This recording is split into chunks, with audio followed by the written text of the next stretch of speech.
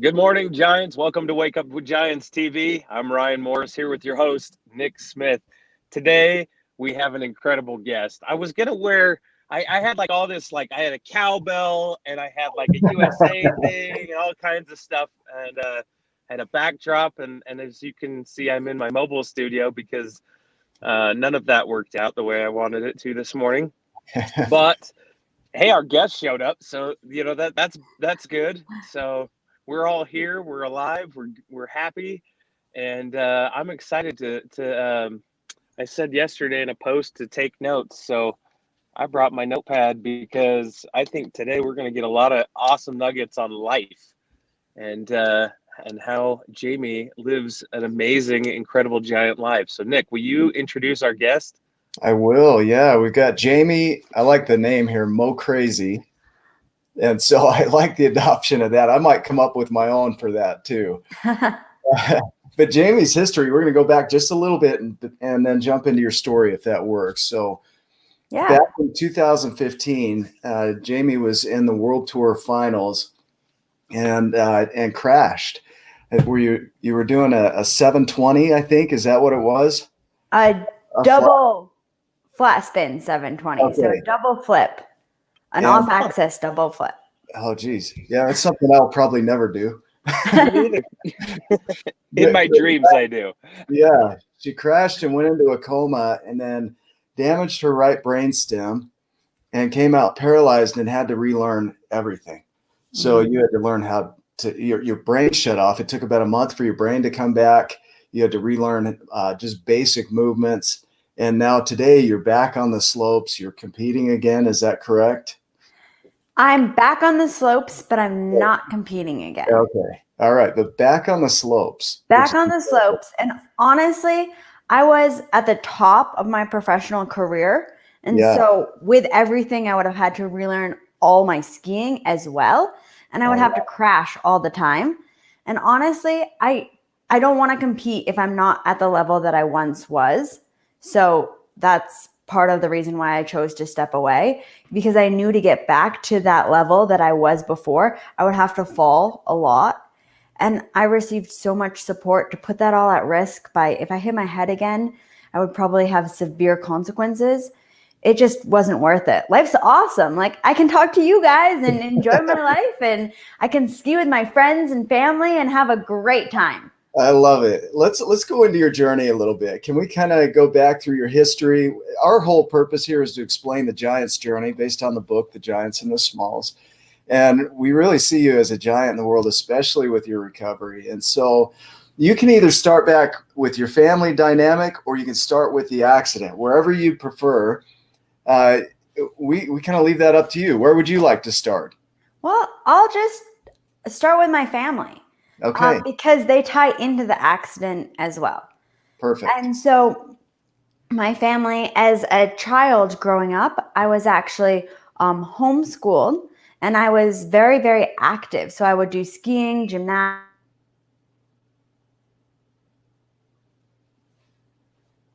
I think we lost signal there, did we? I think we did a little bit. All right, let's just pause for a minute. You know what's interesting? So Nick, I was watching some of Jamie's videos. Yeah. And man, after having something a catastrophic accident like she had, I mean, and then relearning everything, she came back, and she's like, I saw her skateboarding with her dog. I saw her jumping, like her body had to relearn everything, right? But her brain had to relearn everything. But her body had like muscle memory. And so she got up and was going down a ski jump slope, doing backflip into a pool. And I'm after the accident? After the accident. Holy So crap. she started getting that stuff back, started learning, and didn't let it stop her. I mean, I'm sure for a moment there that it was absolutely just, I mean, when you're at the top of your game, when you're at the top of your field, to have that happen. I mean, I've been there. I've been in business. I've been to a spot where I'm like, holy cow, we've arrived. We're making it. Look at this happen. And then boom, the rug gets pulled out from under you. Yeah. Obviously, I haven't been in a major traumatic accident, and I can't relate to that. But in business, it felt pretty catastrophic to lose your business and everything just fall apart. And so I know a small bit of that feeling. What I love about these shows is that the guests with the biggest message have the biggest technical issues. Technically speaking, yes. Technically speaking. And we got people watching live, and so Jamie was on, but we lost signal here. But generally, if you haven't checked her out, go back on my Facebook feed. I put a video of her and her recovery, and we'll see if we can get her back on here. But every time that we bring on a guest that has a really strong message, for some reason we have technical challenges. Even now, am I delayed a little bit? No, not too bad. Not yet. We got some people on live with us. Good morning, Lori. Hey, Lori.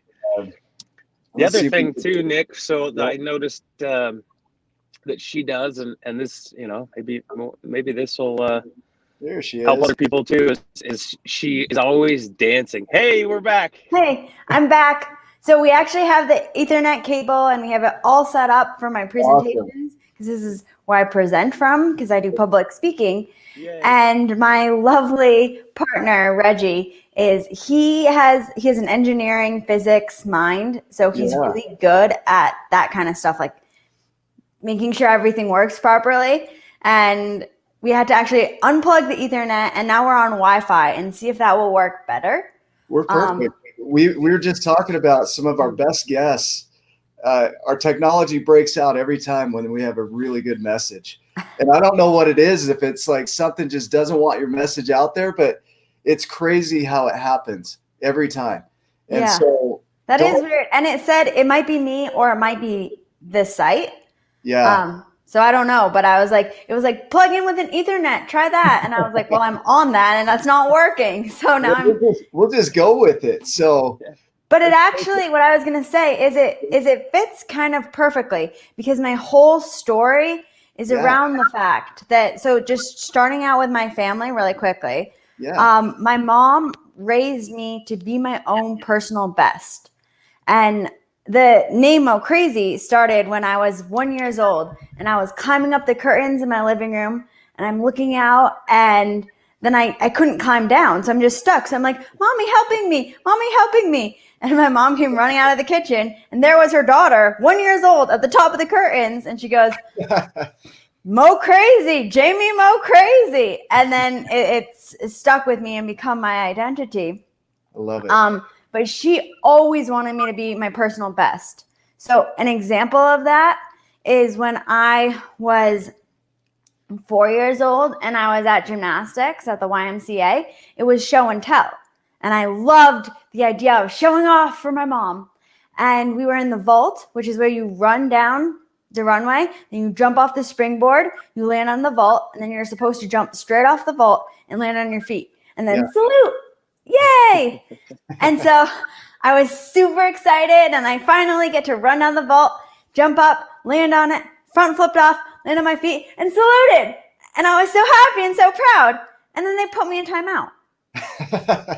And my mom was a little bit confused. She was like, so my daughter just did a trick and got put in timeout in gymnastics.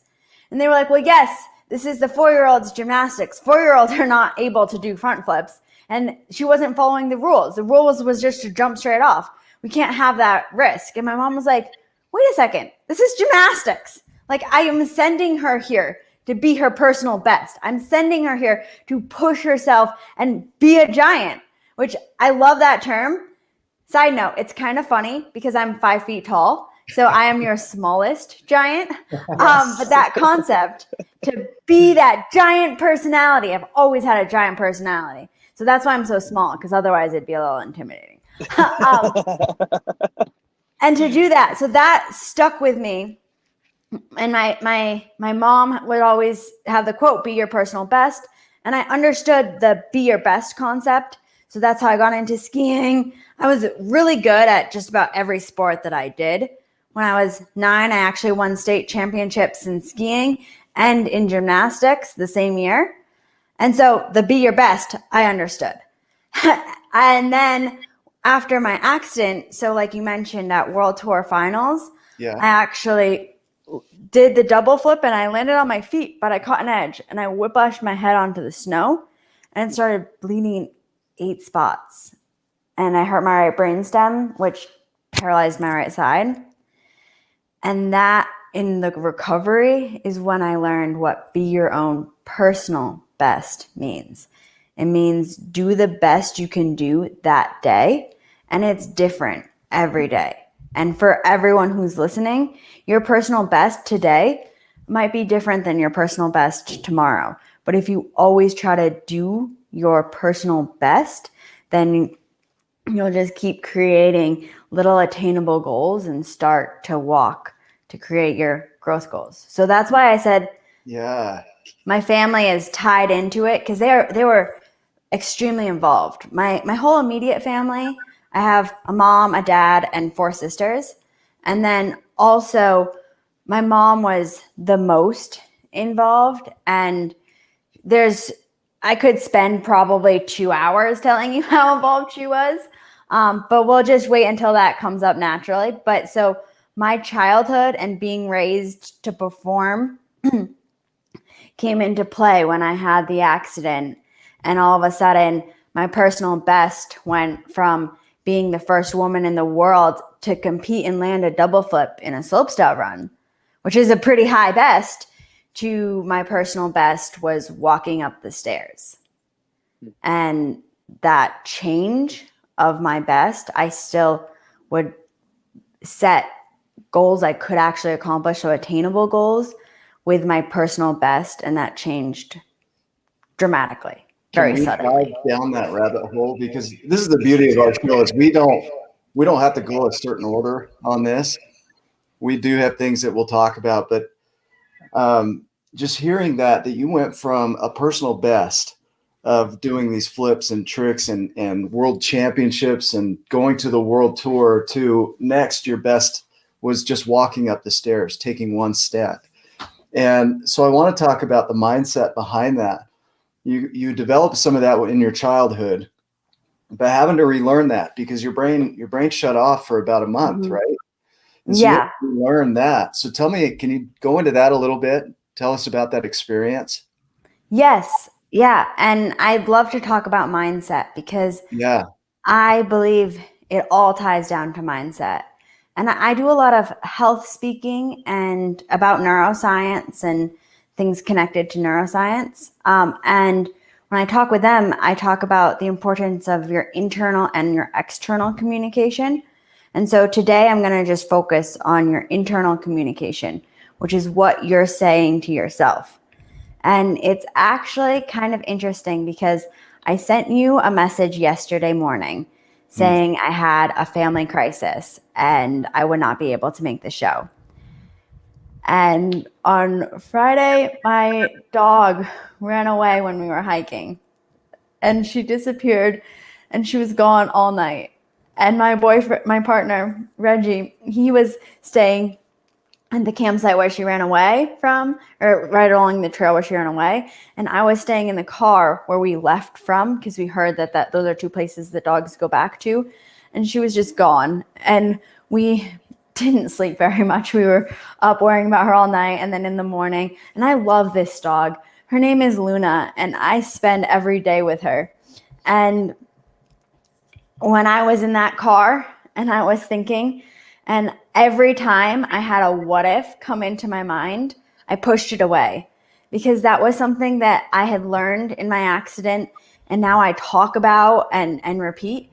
But to be able to do those practices and those skills all over again, like in real life, and it just happening yesterday, is so intense. And one of the things I tell everyone and I talk about is that the what if. So when you encounter a trauma, don't think about what if could happen in the future. Like what if we never got Luna again? Push that away and focus on what you can control. So what I could control changes at different times. So in the middle of the night, what I could control was just staying where I was and in my mind, telling her how much I love her, telling her her power, just keep that positive mindset happening in my mind and thinking about how much I loved her. And then in the day, what I currently can control was we would call all the animal shelters and we put out these signs. We called the radio station. We spread it out, because the more support you have when you are encountering a trauma, the better you'll recover. And a lot of people think accepting support is accepting charity and it's putting them down, but it's not. Like, accepting support, people love to help one another. And most people have a good heart. And if they want to help support you, accept their support. And then that will just spread it out. Like, Luna had over 1,000 people looking for her yesterday, and people would call into the radio, like lots of people beyond just my family, and say, there's this dog missing. And then we found her again. And she was in about a half an hour away at the animal shelter, and someone had brought her there, and we got in touch with her, and now she's right in the other room, just sitting right on the bed. And it was just so interesting for me, because I spent years talking about all this stuff related to my injury, and then I had to actually listen to it. And when you're in the middle of the night and it's cold and there's people going out to party right around your car, and everyone keeps like knocking on it, and they're drunk people trying to get into your car, and a mess. It's really hard to stay positive and to stay thinking about what you can control, and wishing, not just wishing, but believing that it's going to be okay. Really putting 100% of belief that we would find Luna again. I wasn't sure when, I wasn't sure how, but I knew we would find her again.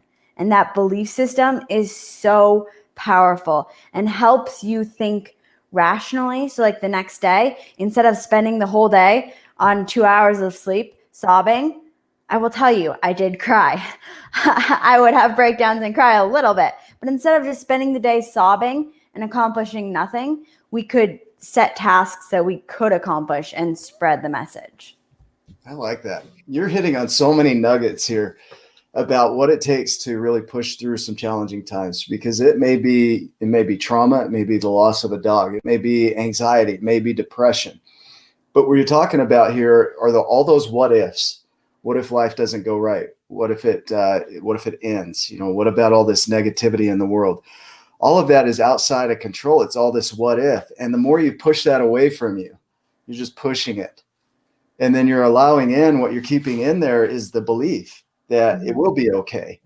And you focus in on these little steps. Small steps lead to great outcomes, giant outcomes. Yeah. You focus on these small steps of what can I control, and then you accept support in. So I just want to highlight what you're saying is you're accepting the support in, and that expands your abilities. So now it's no longer you out there creating, it's others are empowered in your creation of finding your dog or changing your life.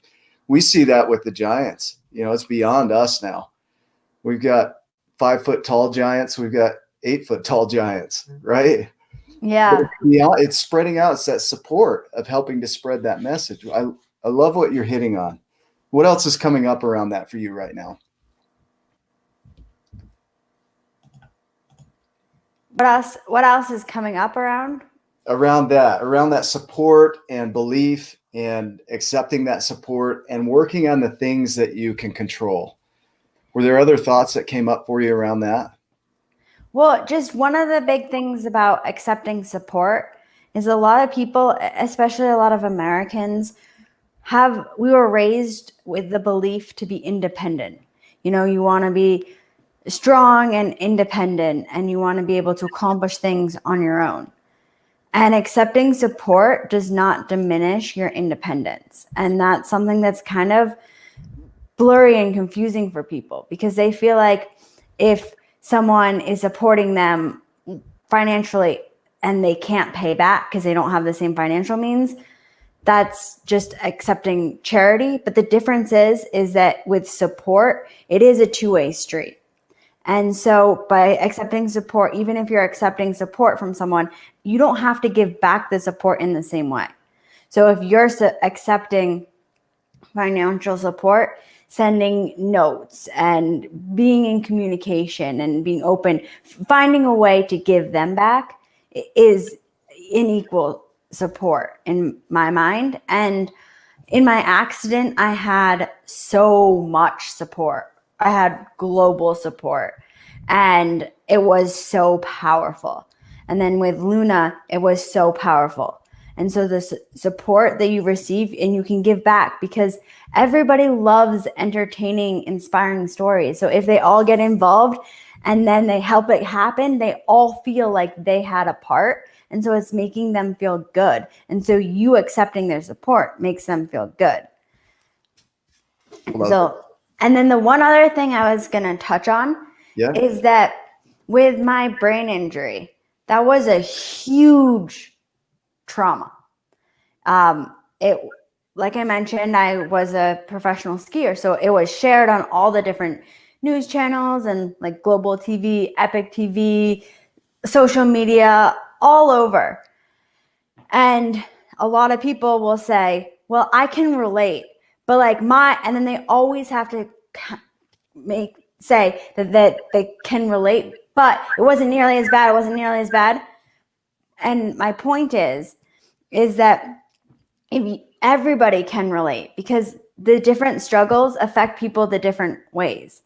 Because you can't know if it wasn't as bad. Like my losing Luna yesterday was maybe not as global a traumatic experience as my brain injury, but it hurt me. And I was terrified and I was scared. And so if you're having those feelings, whatever those feelings are about, whether it's losing your dog, it's depression, I can't tell you that you don't deserve to feel bad, or it doesn't really count. It's not really a reason to feel bad. If you're feeling terrified, then you're feeling terrified. And whatever caused it doesn't matter. But if you have those feelings and you start implementing some of the strategies I'm implying and talking about, then you can make what's perceived as luck in your outcomes. And it doesn't matter what happened. Just what matters is your outcome that you create. You're giving so much permission to people right now, which is really helpful, because people compare their trauma. They compare neglect as trauma. Trauma is trauma. A loss of a dog is trauma. It's this idea that mine's not as severe as Jamie's. I didn't have a brain injury, so why am I complaining? It's that stoic thought of keep it to yourself and don't talk about it. But you're opening up this permission to talk about it. I think it's healthy that your loss of a dog is as vital as my head trauma. You know, your neglect in childhood is as traumatic for you as was abuse for another person. And so recognizing that we can all relate opens up the floor for dialogue to really open this up and talk about it. I think Brene Brown hits on that pretty heavily, that we hide our issues because of shame. We don't want others to know about it. So when you open up like you are right here and allow others to open up, it takes shame out of the game. Yeah. It's completely out of the equation. And that exactly is one of the things that I learned in my recovery process, because about 8 months after my brain injury, I relearned to ski with the National Ability Center in Park City, which is Park City, Utah, which is a center that works with cognitive and physical disabilities. And I relearned to ski, and it was so exciting. Because how I describe it is when you're climbing up the mountain of life and you get caught in a metaphorical avalanche, if that avalanche slides you down and it's a brain injury, it will cover all your brain pathways with snow. So the reason why they don't work is because it's a snowstorm. You know, you can't send your kids to school on a snow day because they can't get there. And so you can, with neuroplasticity, rebuild the synaptic connections in your brain. And so you can dig them out. You're talking And Nick's language right now, by You the are way. speaking my He is language. loving this. He loves talking about the brain. Explain Keep neuroplasticity going. for somebody, because they don't, that term I know, you know, but what can you explain that simply what that is? Of course. So neuroplasticity is the concept of reorganizing the neurons in your brain. So it's called synaptic connections, which are your brain pathways. So when you're thinking and you're moving and the function of your brain, you can reorganize it, because everybody has billions of neurons and they do not all become pathways. And so the habits that you create change your synaptic connections for anybody at any time in their life. The habits, so you get into a repetitive habit and it will change your brain. So it's like building the roads. So by building the habits and the time it takes to build the habits, that's building your roads. And so then if you have a brain injury, it covers all your roads in a giant snowstorm. And I love the snow, but this is not the kind of snowstorm that's super great for you, but you can redig them. And so there's no fancy plows. It's like walking through snow up to your neck. But then when you create those habits that you used to have and you rebuild those, you can get back to fully functioning and your cognition and your physical. There are still some permanent changes in ability level that can develop beyond what we're in more complex situations than what we're talking about. But in most situations, you can rebuild your movement. And that communication surrounding that is what I talk about a lot, because it is a new idea. And so if your doctor went to medical school 10 years ago, they were probably trained that the deficits that you receive, the damages in your brain after a brain injury, are permanent. And so to help their patients get used to a new life and the survivors get used to all the detriments that they have in their life. Now, with neuroplasticity, they know that in most of those cases, they can rebuild their connections and reopen it by creating habits. And it gets confused a little bit, because since the communication from the medical staff is sometimes a little bit skewed, that like you're going to have these problems forever. And then the caregivers just had a huge trauma happen to somebody that they love, and they want the best for them. And so when they're holding a glass of water, like I was holding a glass of water and I would spill it every single time, they say, move it to your other hand.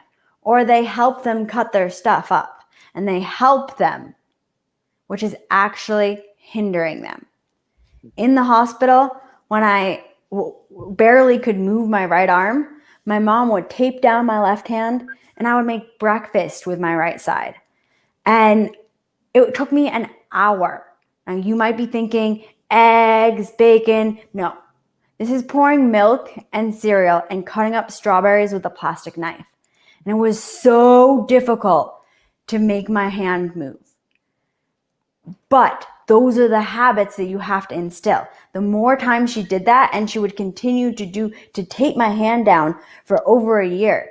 And then beyond that, if she saw that I was kind of talking and I was like explaining more like this and not using my right hand as much, she would say, Jamie, your right hand. And so for years, I would always focus on my right hand. And now she hasn't said my right hand in about a year. And you can tell by looking at me that both of them move, but I still do that. I still think if I'm doing something like with my hands, I still make sure that I'm using my right hand just as much, which sometimes I think I use it more because I write with my right hand. But going back to in the hospital, when it was so difficult for me, and the caregivers and the people who love you want to support you, it would take my mom 5 minutes to make my breakfast.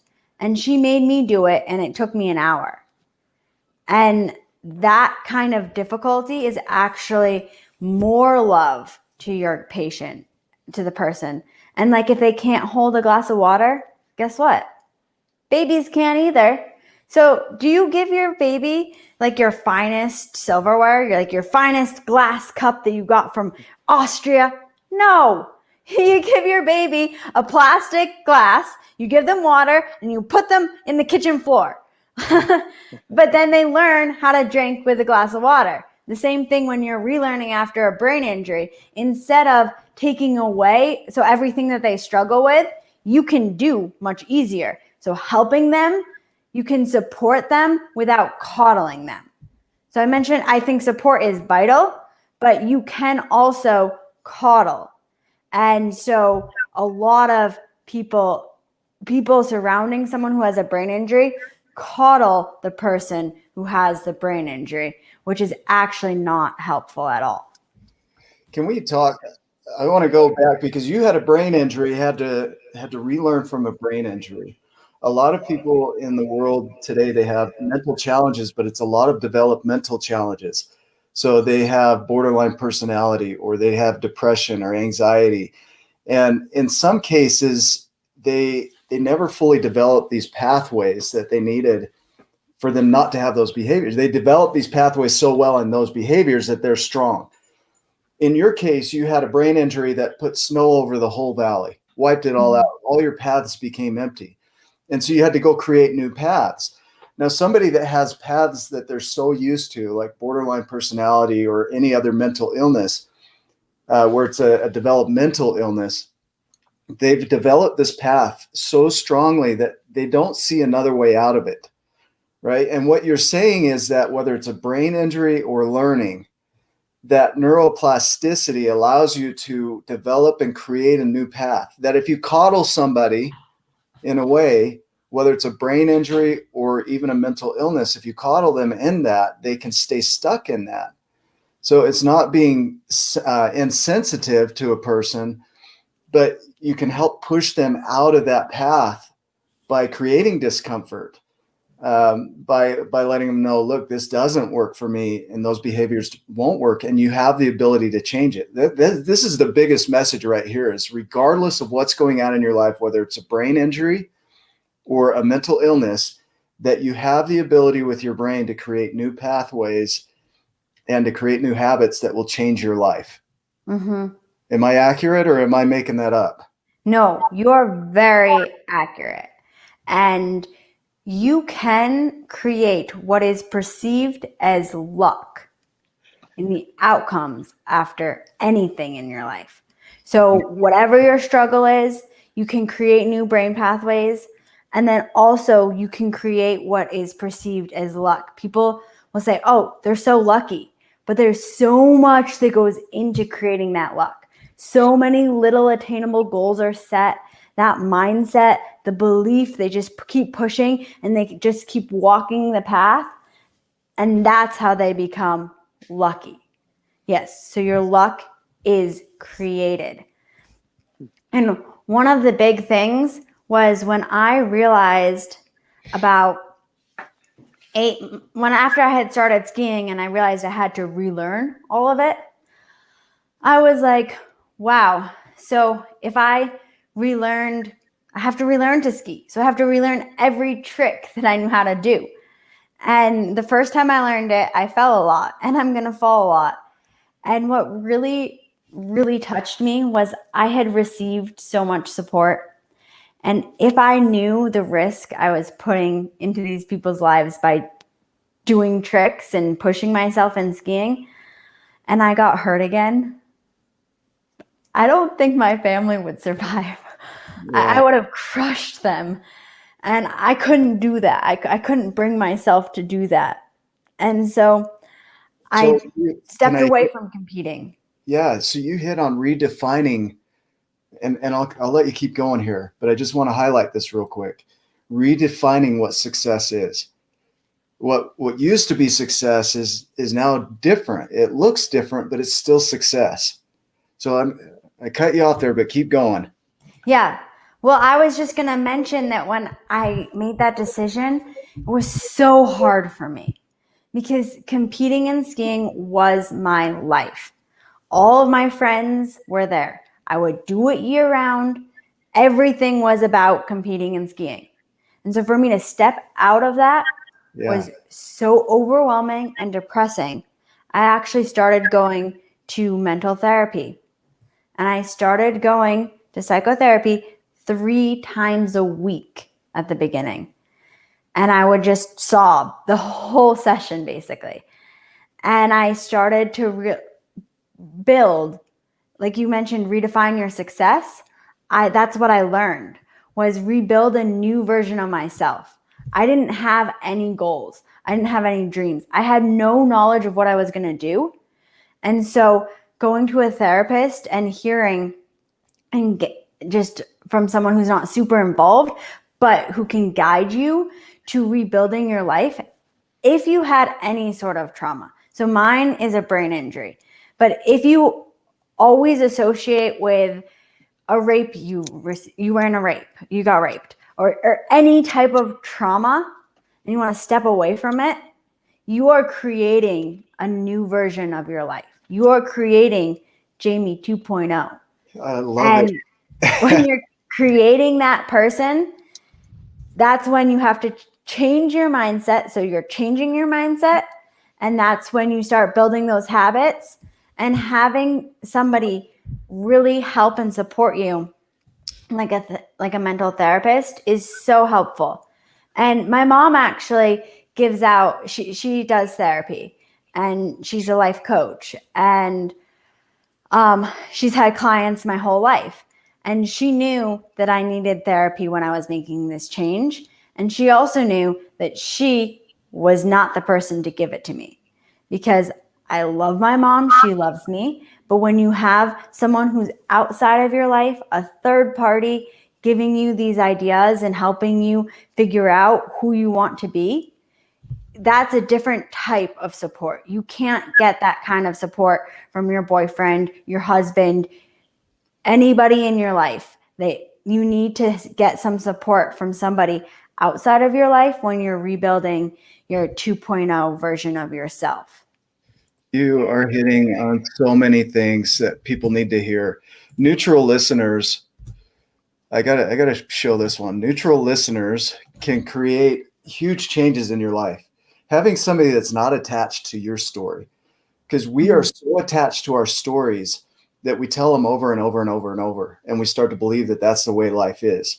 And then we act and behave in a way that becomes a habit and a routine, and those pathways are strengthened, and we see it as truth. And then along comes this third party that's not connected, doesn't know your story, doesn't even believe your story as much as you do. They're just neutral, and they hear it, and then they say to you, look, this is what I notice about you. How does that feel? What do you hear in that? You start to really see how you're showing up in life. We're so in our paths that we can't see outside of them. I feel like you're lucky in a way that you had a brain injury, because you're lucky enough that somebody shook the snow globe so that you could start fresh and create it in any way that you wanted. And you had somebody to guide you along that. So many people are stuck in that path and they don't get the snow globe shaken. There's not snow on their paths.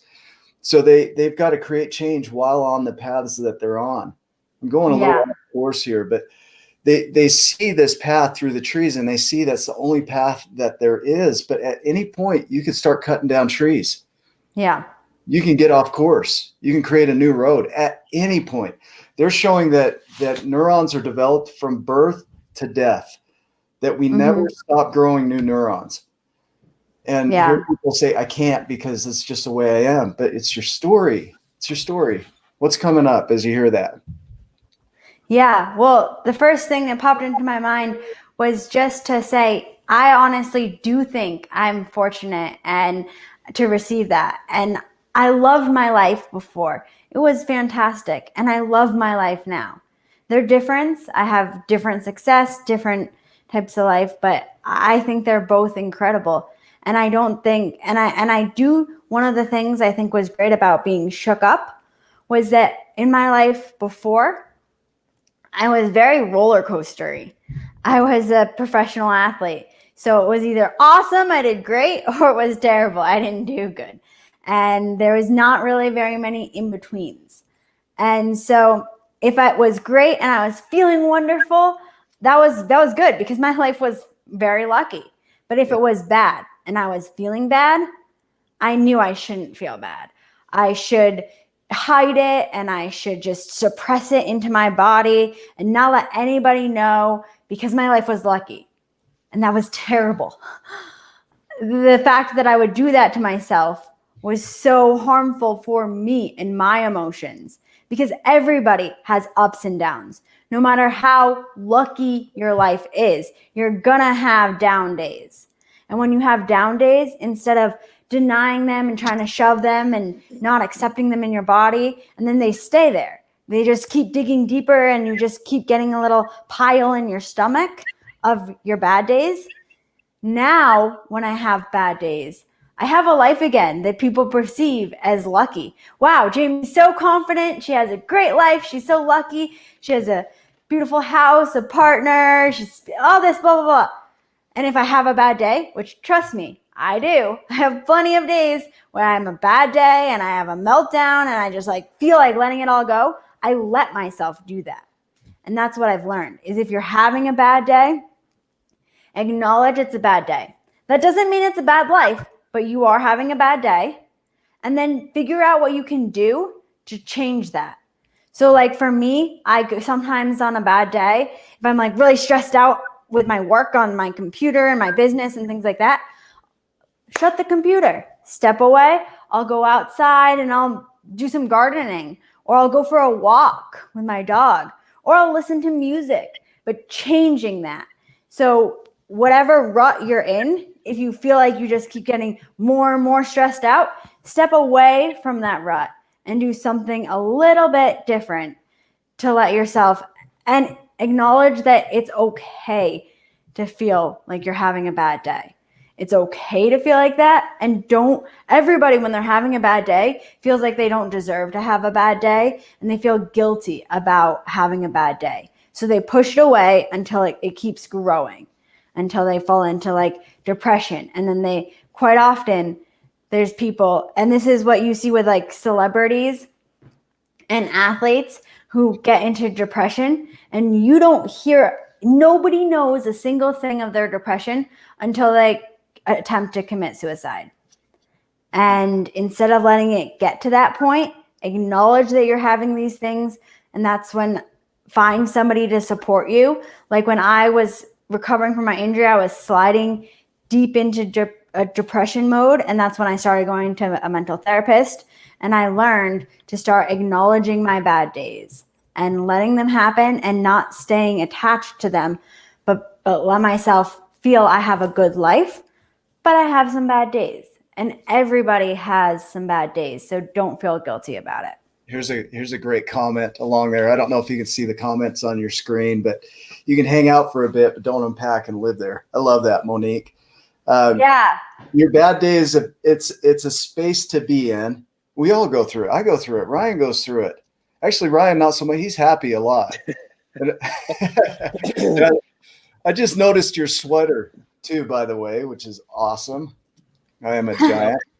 Just saw you. What I've noticed from Jamie and Jamie, I did a little bit of research on you and who you are and what you've accomplished, and the thing that stuck out to me the most is your dancing. You do a lot of this, right? You do, yeah, there it is.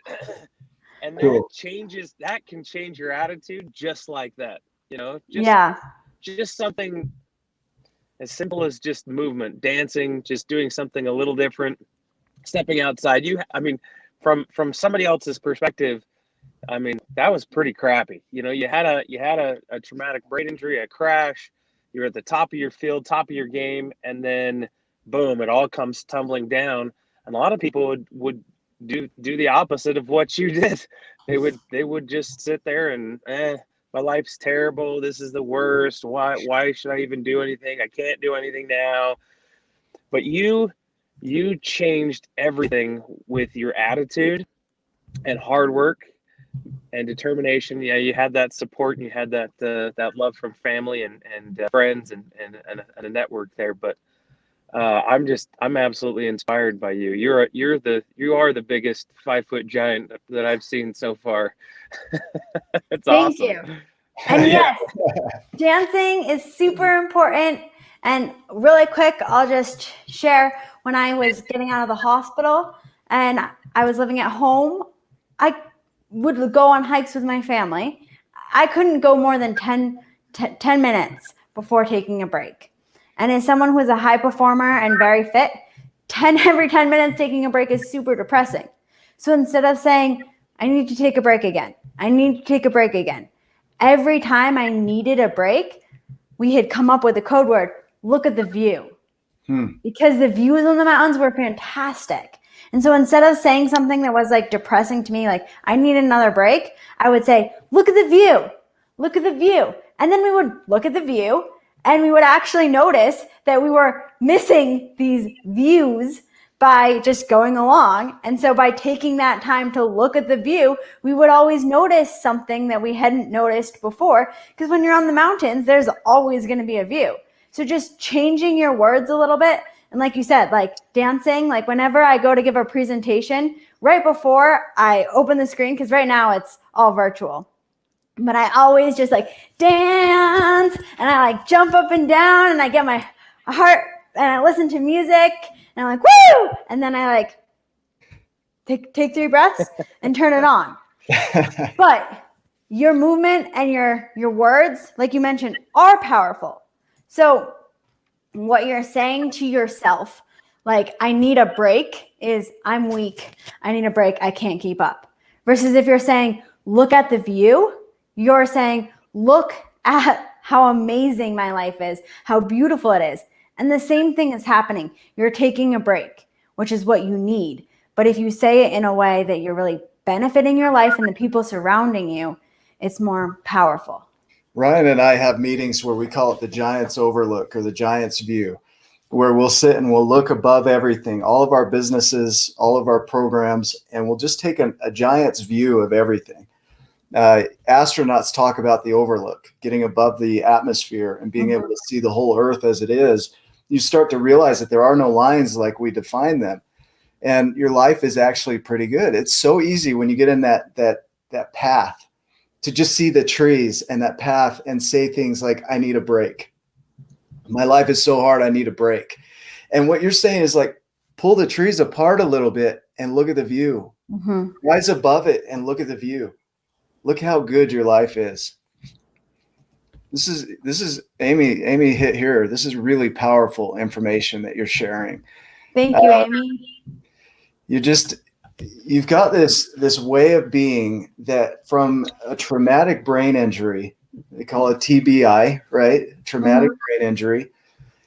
You're able to create a life from a brain trauma. And here people have experiences that maybe they were raped, maybe they were abused as a kid, maybe they were neglected, maybe their dog ran away, and they think, I can't fix my life. You know, I know Amy's son passed away, and people would take that and think, I can't move forward. I'm broken, I'm done, I'm out. And here you are with a traumatic brain injury showing, yeah, you can change. You can create anything you want. That's the message of our story too, is there is no limit to your potential, only the limits that we place on ourselves. Yeah. I like to talk about how individuals have the power to create their luck. So it's perceived as lucky. And things happen that are out of our control. Yeah. But we control the outcomes to those situations. And it's just pretty powerful because most people want to blame somebody else. So it's the doctor who messed up, or it's my husband who never will do his dishes, or it's the kids. My life is so stressful because of somebody else. Instead of taking the control to change the parts of your life that you don't like and keep on the parts of your life that you do like. So then you notice the outcome changes into the life that you want to be living, because everybody can live a life they want to. Even And I mentioned that some people do have permanent changes in ability. And I have a good friend who actually got his leg amputated at 18 years old due to cancer. That's a permanent change in your ability. You no longer have a leg. He could have been, why me? Why did I have cancer? He was a skateboarder and he was very active. This just completely changed my life. Instead, he said, okay, what can I do now? I don't have a leg, but they have enough technology now that I can do amputee snowboarding, and I can start training and I can start competing in amputee snowboarding. And then it became to the point where he went to the Paralympics, and then he won a gold medal in the Paralympics and now travels the world speaking. It's super exciting. But my point of sharing his story is it would be so easy to say, wow, I'm a teenager, I was a skateboard jock, and my leg got amputated. Wow, my life sucks. I can't do, there's so many things I can't do anymore, and it's a permanent change. It is, but you can look at it and with that giant point of view and say, okay, that happened, but what can I do to create a life I love and I want to be living? Because for everybody, there's a way to change and create a life you want. I love this. Yes. Brandon Sulzer. You can get bitter or you can get better. I like that quote a lot. Brandon Sulzer is the author of We Are All Paralyzed. And he was paralyzed as a teenager, broke his neck, and has been in a wheelchair his entire almost 20 years, right? And he teaches this same concept. What you're saying here is you can get bitter about what has been lost, or you can take that and you can build a new path out of it. And I love that, because we get so hung up on our story that we start to believe that that's true. It's everybody else's fault. If they would only do this, then I would get better. But the reality is, if you'll just get better, you'll get better. Nothing changes if nothing changes. We say that a lot. So what are you going to change to create the life that you want? And figure out how to set little goals so that you can have and enjoy the life you are currently in. Because it's so easy to think about your past. You only remember the good memories and be like, okay, my past was awesome. Or you can think about your future like you were saying, if I accomplish this, my life will be great. No, you need to make your life great right now. And so do the things and little things to make your current life wonderful. Maybe it's kissing your partner every morning. Maybe it's making a plan to hug your child a little bit longer. Maybe it's the dinner that you make. Maybe it's walking your dog and finding this nice route to take. But just make your current life good, and then you can keep having growth goals. So you can have these goals about things you want to accomplish in the future. I mean, I have them. I didn't have my accident, but now I love speaking and I want to speak to 1 million people. And that's a huge goal, or build millions of people. But what I can control is every day taking steps, like being on this show and being able to share my story and taking steps towards it, but not focus on that end goal. Because too many people focus on their growth goals and they get overwhelmed. They seem so far away and they get kind of depressed and anxious instead of focusing on, wow, my life is good now. If I don't accomplish anything that I want to, because everyone has goals that they want to, but I don't accomplish anything, I'll be happy with my life now. And so then when you can accomplish things, they're really exciting. But you can't accomplish those things if you focus too much on the end result and the outcome. You have to be content with how your life is to push yourself in those directions. I don't want this conversation to end. I want to keep going. And we give ourselves about an hour, but I want to hit on what you're just talking about there, these small steps. The way our brains are designed is to work in small steps, and then consistency and persistence. And over time, the brain supports you and it builds up I'll get a little nerdy here, glial cells or glial cells that come in and support and make it faster and faster and faster and easier. But it's these small, consistent steps that create the changes in our lives. And whether you have a traumatic brain injury or grief or trauma, that you have the ability and the capacity already to create a different life. And so knowing that your brain and your body are designed to support you in that, and not only your brain and body, but other people are designed to support you in that, that if you can accept that now it's no longer what was given, what occurred, right? That blank slate of snow. It's not about that blank slate of snow. It's what are you going to do with it? What kind of path are you going to carve? If you're already going through the trees, step off the path, create a new one. Your body and your brain are designed to support you. Like, I don't know, if you're listening to this, if you're watching this, just know that you are not limited. You're only limited by the stories that you're telling yourself. That's it. Mm-hmm. We're all paralyzed. You can get bitter or better. Yeah, you're definitely limiting yourself. And that doesn't mean that everything is easy in life. Like I said, walking through snow up to your neck is not easy, but it's possible. There's a lot of possibilities. And yes, it might take work and take time, but it's possible. And if anyone who's listening would like to, I see that the website, MoCrazy Strong, is on the bottom. Yeah. But also contact me on social media, Jamie MoCrazy on Instagram, Facebook. I always respond to my messages, and I'd love to be in touch with anybody who's in the show. I think Amy said that she would like to talk to me more.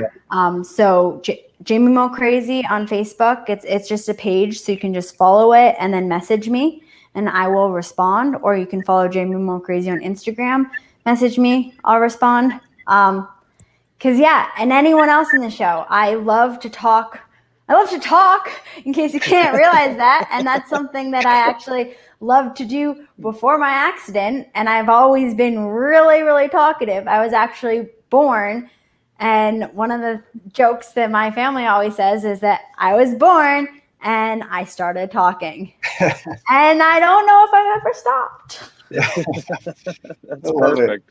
Ryan, do you have some additional thoughts before we wrap up here?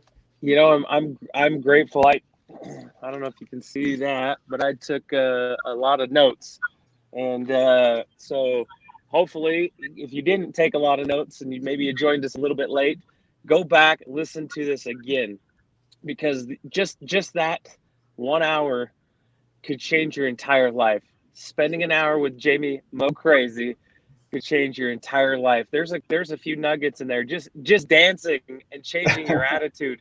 I mean, I feel right now in my car, just doing that, like that gets me pumped and excited. And I watched, like I said, I watched some of your videos. I mean, you were skateboarding with your dog, and you were cross country skiing, jumping over a river, doing all these things that would push you with just a little bit more, and bring more satisfaction and more fulfillment to your life. And it's inspiring. You're inspiring. You're changing so many people, Jamie. So thank you for not letting that massive injury become the stopping point, because otherwise so many people would not have been able to relate and feel your story, and be able to be inspired to change their life. So thank you. Thank you. And if I can just sum up everything I just said to you guys in like 1 second, is that you have the power to create your life, create your luck, and live the life that you love. And you have the power to do that.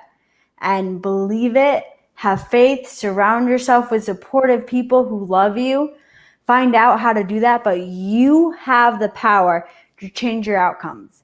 We can't control what happens in our lives, but we can always control our outcomes and create a life we love. And as my mom said, quote from Mama Fruit, when I was a baby, and my whole life, be your personal best. And if you wake up every day and you decide to do your personal best for that day in everything you do, your life will start to soar. I love it. I have nothing else to say to that, but that was awesome. Thank you. Thanks for being a guest on here. Thank you for having me. You're welcome. We like to hang tight for a minute. If you're good with that, we'll end the show at this point. Cool. If you haven't read the story, The Giants and the Smalls, go to giantsandsmalls.com and check it out. What Jamie described right here is the Giants' journey. She described it perfectly. And so all of our guests have done that. So you want to see what the Giants' journey is, this is it. And so make sure that you do that. But if you don't mind hanging out, we just talk, chit chat, and appreciate everybody being on the show. Make it a Giant day. Hello. Bye, everybody. So are That you was perfect. in Utah still? Yes. I live in Salt Lake City. Awesome. Right outside of Sugar House. Okay. So you're close to us. I'm in Bountiful and Ryan's out in Taylorsville area. I'm in Taylorsville, Murray area. Yeah. Cool. Yeah. Well, maybe have to get together.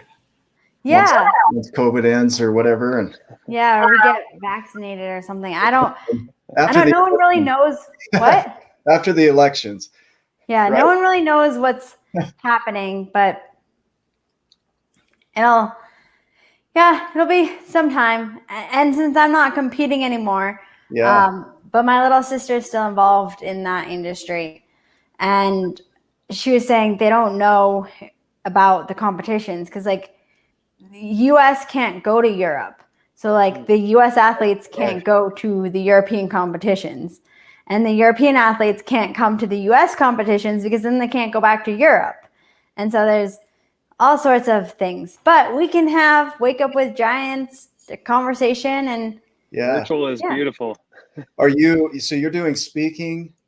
Do you have courses that you do as well, like training or coaching that you offer? I've only done most of the time I've done coaching where like specifically to like skiing events. Like for I've been a coach in skiing. And then we're also planning on having an event with my agent. She's based out of Massachusetts. But this winter we're going to have an event that's a 3-day women's only mindset plus outdoor activities. So like snowshoeing, skiing type stuff. And then thinking about like applying how to set attainable goals and just basically everything we talked about, like liking your current self, setting goals. You'll get like little journal books and things like that. So I can let you guys know when that gets more formalized. But we're gonna have. We'd like to promote that for you and help push that event too. So. Yeah, I know a lot of people watching the show right now would go. Absolutely.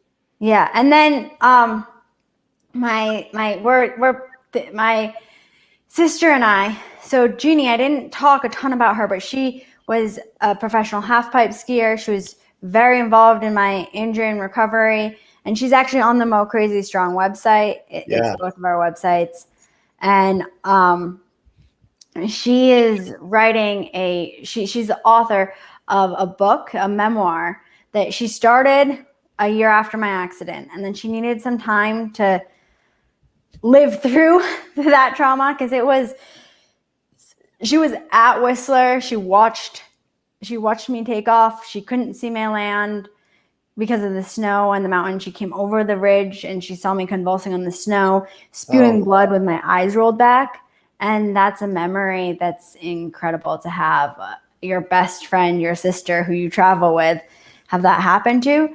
And so it's a memoir in a novel format, and it's very intense. But then also, like you said with the dancing, my whole recovery was lighthearted and funny as well.